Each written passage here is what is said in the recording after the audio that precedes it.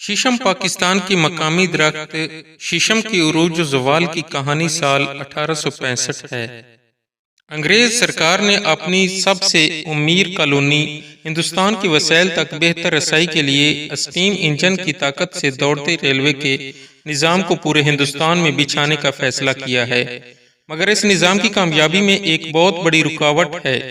یہ رکاوٹ اسٹیم انجنوں کو رواں رکھنے والے ایندھن کی بروقت مسلسل اور وافر مقدار میں سپلائی کا نہ ہونا ہے۔ اسی ایندھن کی ضرورت کی وجہ سے انگریز سرکار نے 1866 میں ضلع لاہور اور قصور کے مضافات میں ایک مصنوعی جنگل بسانے کا فیصلہ کیا ہے۔ اسی جنگل کا نام دو ڈاکو بھائیوں کی وجہ سے بعد میں چھانگا مانگا پڑا۔ اس جنگل میں تقریباً 12,000 ایکڑ پر بہترین لکڑی اور تیزی سے اگنے کی صلاحیت کے حامل درختوں کو ترجیحی بنیادوں پر لگائے جانے کا فیصلہ کیا گیا۔ ان خصوصیات کی حامل درختوں کی فہرست میں برصغیر کے مقامی اشجار کے علاوہ ایک دوسرے دیش کا پردیسی شجر بھی شامل ہے۔ یہ پردیسی نیپال کے دیش کا ایک شجر ہے، جیسے اردو میں شیشم، پنجابی میں ٹہلی، سنسکرت میں ششپا، گجراتی میں سیسم، عربی میں ساسم، انگریزی میں انڈین روز ووڈ اور نباتات میں ڈال بارجیا سیسو کے نام سے جانا جاتا ہے۔ یہ شیشم کے شجر کا پاک و ہند کی دھرتی سے پہلا باقاعدہ تعارف تھا۔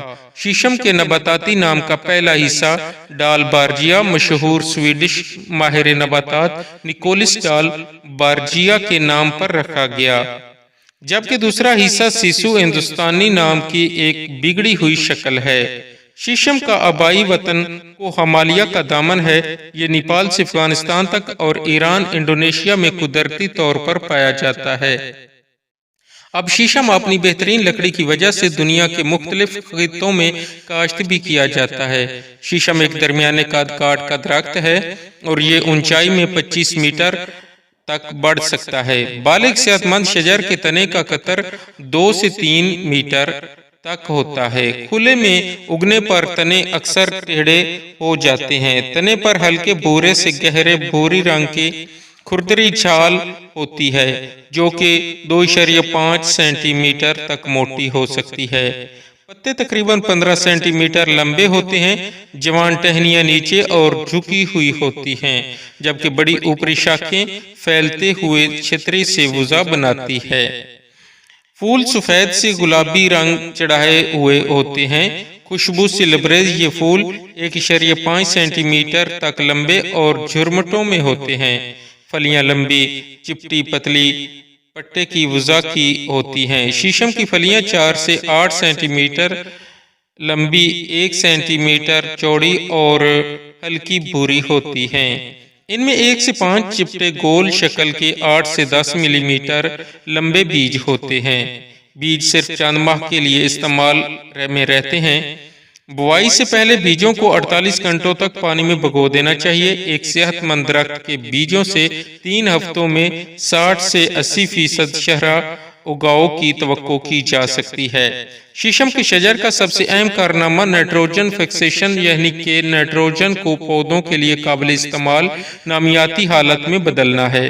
اس عمل سے شیشم بنجر اور بار بار استعمال شدہ زمین کے ٹکڑوں میں ایک نئی زندگی پھونک دیتا ہے۔ شیشم کی لکڑی کا سب سے اہم استعمال فرنیچر مینوفیکچرنگ ہے۔ شیشم کی لکڑی کو فرنیچر مینوفیکچرنگ میں استعمال کرنے سے پہلے خشک کیا جاتا ہے۔ یہ عمل سیزننگ کے نام سے جانا جاتا ہے۔ روایتی طور پر اسے کھلے علاقوں میں تقریباً 6 ماہ تک دھوپ میں خشک کرنے کے لیے چھوڑ دیا جاتا ہے، جبکہ تجارتی طور پر شیشم کو تقریباً 7 سے 15 دنوں تک گرم ہوا کی گردش کے ساتھ بند چیمبروں میں خشک کیا جاتا ہے۔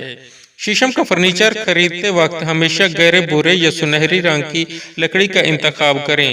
یہ ہارڈ ووڈ تنے کا اندرونی سخت حصہ ہے، جو کہ فنجائی اور دوسرے لکڑی کو نقصان پہنچانے والے جانداروں کے خلاف مزاحمت کی حامل لکڑی ہے۔ اور اس سے بنایا گیا فرنیچر مضبوط اور زیادہ پائیدار ہوتا ہے۔